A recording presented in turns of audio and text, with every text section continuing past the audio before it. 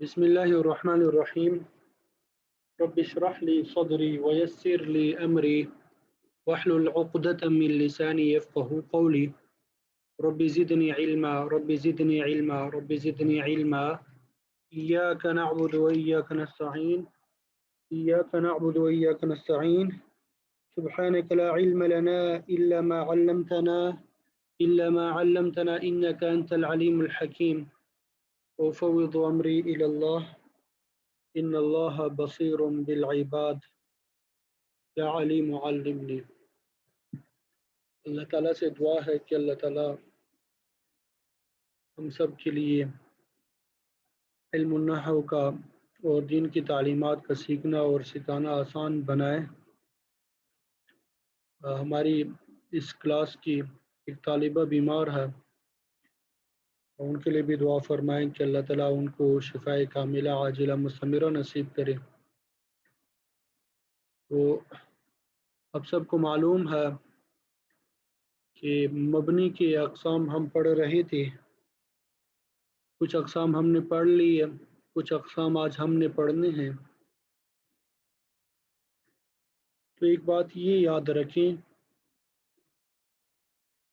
कि ये कोर्स जो हमने तैयार किया था ये उन तालिबात के लिए था जो पहले एक मरतबा नहव पढ़ चुके हों। ये सिर्फ दोहराई कराना मकसूद था इसमें, तो इसके पढ़ाने का अंदाज भी वही इख्तियार किया गया ताकि दोहराई हो जाए उन तमाम तालिबात की और उन तालिबात को मालूम हो जाए कि इल्म नहव को मुख्तसर दौरानिए में याद करने का तरीक़ा क्या है, क्या क्या चीज़ें अहम है इल्म नहव में। तो वो अल्हम्दुलिल्लाह अल्लाह के फजल करम से बड़े अच्छे तरीके से आप सबके सामने आ गए हैं। और इस तरीके से अगर आप याद करेंगे इंशाअल्लाह तो आप मुख्तसर वक्त में इल्म नहव जो है वो सुना सकते हैं और इल्म नहव के मसाइल आपको मुस्तहज़र होंगे। रही उन तालिबात की बात जो बिल्कुल इब्तदाई है, जिन्होंने इल्म नहव पहले नहीं पढ़ी, तो उनके लिए इंशाअल्लाह अलग से 40 दिनों कोर्स का इंतज़ाम किया जाएगा और उसमें तफसीलन पढ़ाया जाएगा। ये जो तमाम चीज़ें हमने पढ़ी इनको तफसीलन पढ़ाया जाएगा, बल्कि इससे भी पहले कुछ मबादियात होते हैं, इब्तदाई बातें होती हैं जिनको याद करना ज़रूरी होता है, वो भी इंशाअल्लाह बता दिए जाएंगे। ठीक है। अलबत्ता जो पहली मरतबा तालिबात पढ़ रही है तो वो भी अब इस कोर्स में शरीक रहें। इन इस्तिलाहात से और इन चीज़ों से मुनासिबत हो जाएगी, चूँकि 40 दिनों वाले कोर्स में भी यही तमाम बातें होंगी लेकिन तफसील और मिसालों के साथ ज़्यादा होंगी। ठीक है। तो अस्माए ज़ुरूफ़ से आज हम पढ़ेंगे। ज़ुरूफ़ जो है ये ज़र्फ़ की जमा है। यहाँ पे अस्माए दो मरतबा लिखा, ये एक ही मरतबा है। ठीक है।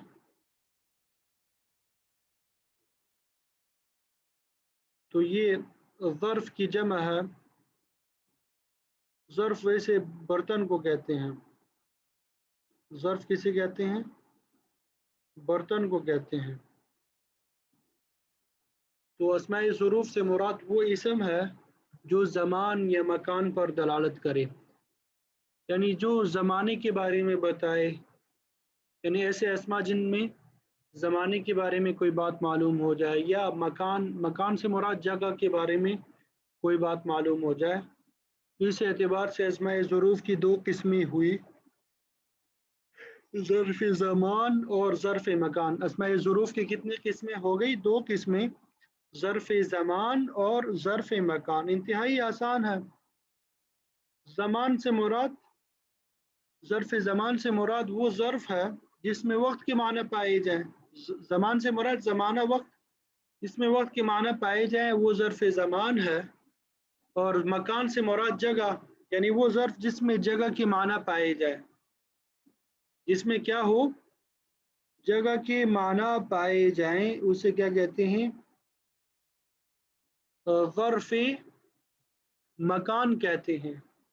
کچھ یہ ظرف زمان آپ کے سامنے موجود ہے، از، اذا، متا، ایانہ، امسی.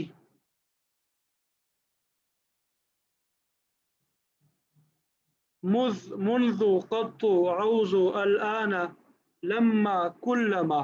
یہ یاد کر لیں، از، اذا، متا، ایان، امسی، منذ، قط، عوض، الآن، لما، کلما. یہ قرآن مجید میں ان میں سے بعض استعمال ہوتے ہیں. یہ ظرف زمان یاد کر لے، آسانی ہو جائے گی. اسی طرح ظرف مکان، حیث، قدام، خلف، فوق، تحت، عند، این، ہنا، ثم، مع. یہ ظرف مکان ہے. ٹھیک ہے. تو ظرف زمان کی تعریف بھی آپ کو بتا دی، وہ ظرف جس میں وقت کے معنی پائے جائیں، اور مکان وہ ظرف جس میں جگہ کا معنی پائے جائے. اب ہر ایک کی تھوڑی وضاحت سن لیں، ہر ایک لفظ کی تھوڑی. جیسے قبل اور بعد. قبل پہلے کو کہتے ہیں، بعد بعد میں. تو یہ دونوں ظرف زمان اور مکان ہے. یہ زمان یعنی وقت کے لیے بھی استعمال ہو سکتے ہیں اور جگہ کے لیے بھی. جیسے قبل ساعت العاشرہ یعنی 10 بجنے سے پہلے، تو یہ ظرف زمان ہو جائے گا. اور قبل کراچی یعنی کراچی سے پہلے، تو یہ ظرف مکان ہو جائے گا. اسی طرح بعد کراچی، یا بعد لاہور، یا بعد ساعت العاشرہ. ٹھیک ہے. تو قبل اور بعد یہ دونوں ظرف زمان اور مکان ہے. تو بس یہ آپ نے یاد رکھنا ہے. اس بارے میں آپ نے نحو میں تفصیلات پڑھی ہوں گی. اس کا مضاف ہوتا ہے، مضاف الیہ ہوتا ہے. 4 صورتیں ہیں، ایک صورت میں مبنی اور چند صورتوں میں معرب، اس طرح کچھ وہ ہے. تو فی الوقت ان کو چھیڑنے کی ضرورت نہیں ہے. صرف اتنا ہی یاد رکھیں کہ قبل اور بعد یہ دونوں ظرف زمان اور مکان ہے. ٹھیک ہے. حیث یہ ظرف مکان ہے اور اکثر جملے کی طرف مضاف ہوتا ہے. جیسے جلست حیث جلس زید. مثال دے کہ جلست میں بیٹھا، حیث جلس زید جہاں زید بیٹھا.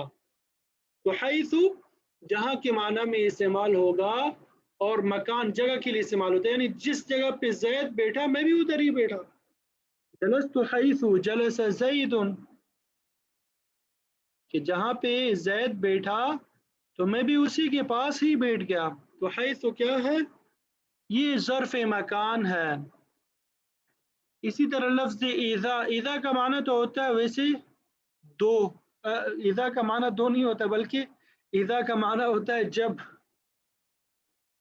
اذا کا معنی کیا ہوتا ہے؟ جب. بعض اوقات سبقت لسانی بھی ہو جاتی ہے اور بڑی عجیب کیفیت ہوتی ہے. تو اذا کا معنی کیا ہوتا ہے؟ جب. اور اس کی دو قسمیں ہیں، اذا فجائیہ اور اذا ظرفیہ. فجاءتن کا معنی ہوتا ہے اچانک، اچانک کوئی کام ہو جانا. اچانک کوئی کام ہو جانے کو کیا کہتے ہیں؟ فجا. اذا فجائیہ اچانک کا معنی دیتا ہے. جیسے خرجت فاذا اسد بالباب، کہ میں جیسے ہی باہر نکلا تو دروازے پہ شیر کھڑا تھا. کیا جس طرح پچھلے سال کورونا کی حالت ہوئی تھی، اللہ تعالیٰ ہم سب کی حفاظت فرمائے. تو خرجت فاذا کورونا بالباب، کہ جیسے ہی میں گھر سے باہر نکلا تو دروازے پہ کورونا انتظار میں لیے کھڑا تھا. تو یہاں پہ لفظ اذا جو ہے، اذا استعمال ہوا. تو اذا یہ کیا ہے؟ فجائیہ، اچانک کے معنی کے لیے. ٹھیک ہے. اور ایک ہوتا ہے اذا ظرفیہ. اذا کیا ہے؟ ظرفیہ. تو اذا ظرفیہ سے مراد کی یہ ظرف زمان ہے، یعنی اذا وقت کے لیے استعمال ہوگا، مکان کے لیے نہیں. اور مستقبل کے معنی کے لیے ہوگا. دوسری بات، مستقبل کے معنی کے لیے. ادھر گیا، یہ مستقبل کے معنی کے لیے استعمال ہوگا. اور اکثر یہ شرط کا معنی بھی دیتا ہے. اکثر کیا دیتا ہے؟ شرط کا معنی بھی دیتا ہے. جس میں کنڈیشنل ٹینسز ہوتے ہیں، تو اسی طرح یہ اذا جو ہے گویا کہ شرطیہ جملوں میں استعمال ہوگا. کنڈیشنل ٹینسز میں جو ہے اس کا یوز ہوتا ہے. اور جملہ فعلیہ پہ بھی داخل ہوتا ہے. جملہ فعلیہ آپ سب کو معلوم ہے کہ جس کا پہلا حصہ ورب ہوتا ہے، فعل ہوتا ہے. جیسے اذا اجتہدت نجحت، اذا اجتہدت جب آپ محنت کرو گے، نجحت تو کامیاب ہو جاؤ گے. اذا اجتہدت نجحت جب آپ محنت کرو گے تو کامیاب ہو جاؤ گے، نہیں کرو گے تو نہیں. تو آپ جب محنت کریں گے تو انشاءاللہ آپ کو نحو یاد ہوگی، اور جب آپ محنت نہیں کریں گے تو انشاءاللہ محنت کرنے کی کوشش کریں گے اور ہمیں نحو یاد ہو جائے گی. یہ اسکرین سب کو نظر آ رہی ہے؟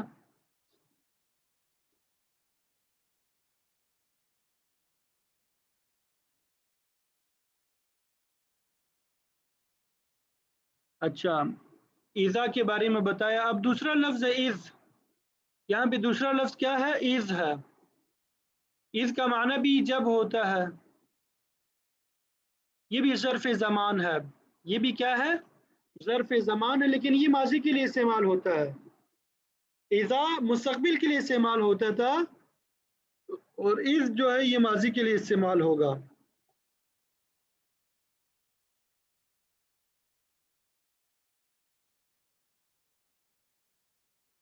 جیسے جئتک اذ طلعت الشمس،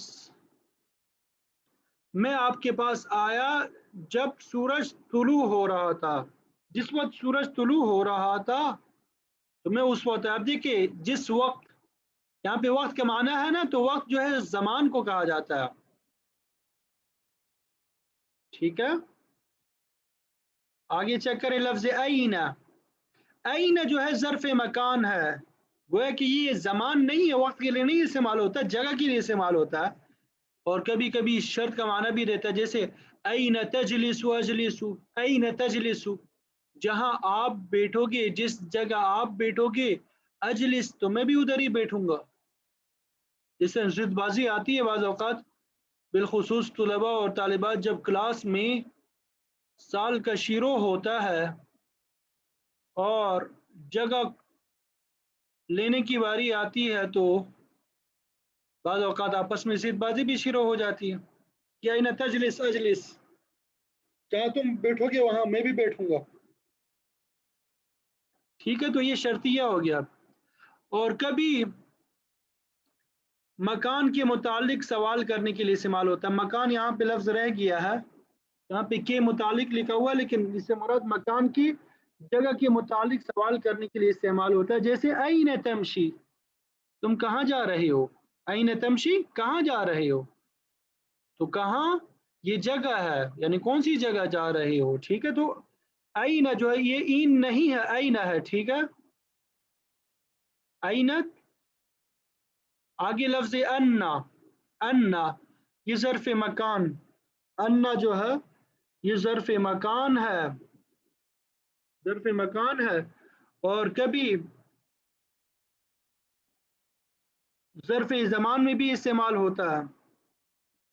عموماً ظرف مکان کے لیے ہوتا ہے، لیکن کبھی کبھار ظرف زمان کے لیے بھی استعمال ہوتا ہے، اور کبھی شرط کا معنی بھی دیتا ہے. جیسے انا تجلس اجلس، جہاں تم بیٹھو گے وہیں میں بیٹھوں گا.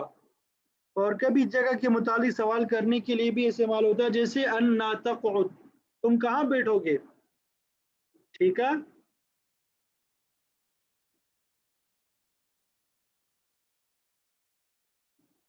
تو اب یہ اینا اور انا کا تقریباً استعمال ایک جیسا ہی ہے. اینا اور انا کا استعمال تقریباً ایک جیسا ہی ہے. آگے چلیں. متا، متا یہ بھی ظرف زمان ہے، یعنی وقت کے لیے استعمال ہوگا. اور کبھی شرط کا معنی بھی دیتا ہے، جیسے متا تصم اسم، جب تم روزہ رکھو گے تو میں روزہ رکھوں گا. جب تم روزہ رکھو گے تو میں بھی روزہ رکھوں گا. تو اب یہاں پہ متا زمان یعنی وقت کے لیے استعمال ہوا. اور کبھی وقت کے متعلق سوال کرنے کے لیے بھی استعمال ہوتا ہے، جیسے متا تسافر، تم کس وقت سفر کے لیے نکل جاؤ گے، کراچی کے لیے کب نکلنا ہے، عمرہ اور حج کے لیے کب نکلنا. اللہ تعالی ہم سب کو لے کے جائے، بار بار لے کے جائے، مقبول حاضری نصیب کرے ہم سب کو. اور حرمین شریفین کی رونقوں کو دوبارہ بحال فرمائے، تو متی تسافر کہ کب تم سفر کے لیے روانہ ہو رہے ہو، مبارک سفر کے لیے۔ پھر آگے لفظ ایانا، یہ ظرف زمان ہے۔ ایانا کا معنی کیا ہے؟ ظرف زمان، یعنی وقت کے لیے استعمال ہوگا، اور زمانہ بھی کون سا ہوگا؟ مستقبل کے لیے استعمال ہوتا ہے، مستقبل کے وقت کے لیے ایانا استعمال ہوتا ہے، اور کبھی کبھار شرط کا معنی بھی دیتا ہے، جیسے ایانا تزورنی تجدنی، تو جب تم میری زیارت کرو گے تو مجھے پاؤ گے، جس وقت میری زیارت کرو گے تو مجھے پاؤ گے۔ اور کبھی وقت کے متعلق سوال کرنے کے لیے بھی آتا ہے ایانا یوم الدین، کہ یوم الدین کب ہوگا، یوم الجزاء یوم الحساب کس وقت ہوگا۔ آگے چلیں، کیفا، یہ آپ سب کو معلوم ہے، کیفا حالک، کیفا انت آپ استعمال کرتے ہیں، یہ حالت اور کیفیت کے متعلق سوال کرنے کے لیے آتا ہے، یہ حالت اور کیفیت کے متعلق سوال کرنے کے لیے آتا ہے، جیسے کیفا انت۔ آگے منذ اور مذ، یہ ظرف زمان ہے، دو معنی کے لیے استعمال ہوتے ہیں، ایک مدت کی ابتدا کے لیے استعمال ہوتا ہے، جیسے ما رأیت زیدا منذ یوم الجمعہ یا منذ یوم الجمعہ، کہ میں نے زید کو جمعہ کے دن سے نہیں دیکھا، میں نے زید کو جمعہ کے دن سے نہیں دیکھا، یعنی زید کو نہ دیکھنے کی ابتدا کب سے ہو رہی ہے؟ جمعے کے دن سے۔ اور اسی طرح پوری مدت کے لیے بھی استعمال ہوتا ہے، جیسے اگر کوئی سوال پوچھے کم مدتاً ما رأیت زیدن، کتنی مدت ہوئی ہے کہ آپ نے زید کو نہیں دیکھا، تو جواب دیا جائے ما رأیتہ منذ یومان، کہ میں نے 2 دن ہوئے ہیں اسے دیکھا ہی نہیں ہے، یعنی زید کو نہ دیکھنے کی پوری مدت جو ہے وہ 2 دن ہے۔ تو بہرحال منذ اور مذ یہ دونوں ظرف زمان ہے، مدت کی ابتدا کے لیے بھی استعمال ہوتے ہیں اور پوری مدت کے لیے بھی استعمال ہوتے ہیں۔ آگے لفظ لدا اور لدن ہے، لفظ کیا ہے؟ لدا اور لدن، یہ بھی دونوں ظرف ہے، زمان اور مکان دونوں کے لیے استعمال ہوتے ہیں، لیکن یہ عند کے معنی میں ہوتے ہیں۔ کس کے معنی میں؟ عند، عند کا معنی ہوتا ہے پاس، میرے پاس ہونا، جیسے المال لدی کا، مال تو آپ کے پاس ہے، پیسے تو آپ کے پاس ہے، المال لدی کا، پیسے تو آپ کو جمع کروائے تھے، آپ کے پاس ہے، ٹھیک ہے، المال عندی یعنی پیسے میرے پاس ہے۔ تو اب دیکھیں یہ لدا لدن اور عند میں فرق کیا ہے، لدا لدن اور عند میں فرق کیا ہے؟ تو لدا لدن کا استعمال اس وقت ہوتا ہے جب چیز اس کے ہاتھ میں موجود ہو، اس کے پاس موجود ہو، لیکن عندی میں یہ شرط نہیں ہے۔ تو اب اگر کوئی کہے المال لدا زیدین، یہ جملہ اس وقت کہے گا جب زید کے پاس مال موجود ہو، اور المال عند زید اس وقت بھی کہہ سکتے ہیں جب زید کے پاس مال موجود نہ ہو بلکہ گھر میں موجود ہو۔ آگے پھر دیکھیں لفظ عوضو، پہلے دیکھیں لفظ قد تو، یہ ظرف زمان ہے، ماضی منفی کے استغراق کے لیے استعمال ہوتا ہے، استغراق کا معنی ہوتا ہے احاطہ کرنا، پورا پورا لے لینا، تو ماضی منفی کے استغراق کے لیے استعمال ہوتا ہے، یعنی اس بات کو ظاہر کرنے کے لیے کہ یہ کام پورے زمانے ماضی میں نہیں ہوا، یعنی پاسٹ میں بالکل ہوا ہی نہیں، جیسے ما رأیتہ قط، کہ میں نے اسے تو کبھی بھی نہیں دیکھا، کبھی بھی نہیں دیکھا، یعنی یہ کام بالکل ماضی میں ہوا ہی نہیں ہے۔ عوضو، یہ ظرف زمان مستقبل منفی کے استغراق کے لیے، قد تو ماضی کے لیے، عوضو مستقبل منفی کے استغراق کے لیے، کہ مستقبل میں کبھی بھی نہیں ہوگا، جیسے لا اراہ عوضو، کہ میں نے ہرگز اسے نہیں دیکھوں گا، کسی سے نفرت ہوتی ہے تو اس کے بارے میں کہے گا کہ بھئی لا اراہ عوضو، کہ میں اسے کبھی بھی نہیں دیکھوں گا۔ اسی طرح لفظ امسی، یہ گزشتہ کل کے لیے استعمال ہوتا ہے، جیسے رأیت زیدن امس کہ میں نے زید کو کل سے نہیں دیکھا.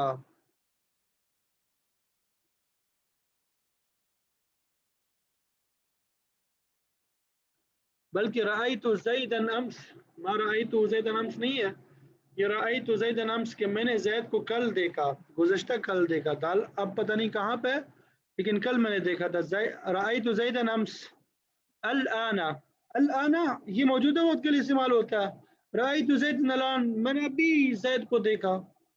لما یہ ظرف زمان ہے، ماضی کے لیے استعمال ہوتا ہے، شرط کا معنی بھی دیتا ہے. جیسے لما جاء زید خرجت لاستقبالی کی، جب زید آئے گا میں اس کے استقبال کے لیے نکل جاؤں گا. تو یہ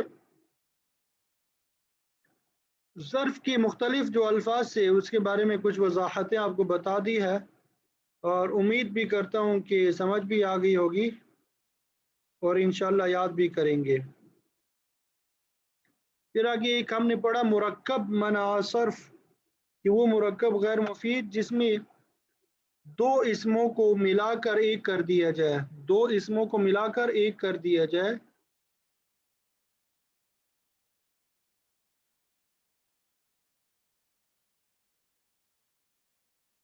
تو یہ بھی کیا مبنیات کے اقسام میں سے اس کو شمار کیا گیا. ٹھیک ہے، اب ہم پانچویں تقسیم پڑھیں گے، بڑی اہم تقسیم. تفصیل سے نہیں پڑھیں گے، صرف نام پڑھیں گے، ان کے نام آپ نے یاد رکھنے ہیں، کل پھر تفصیل سے پڑھیں گے.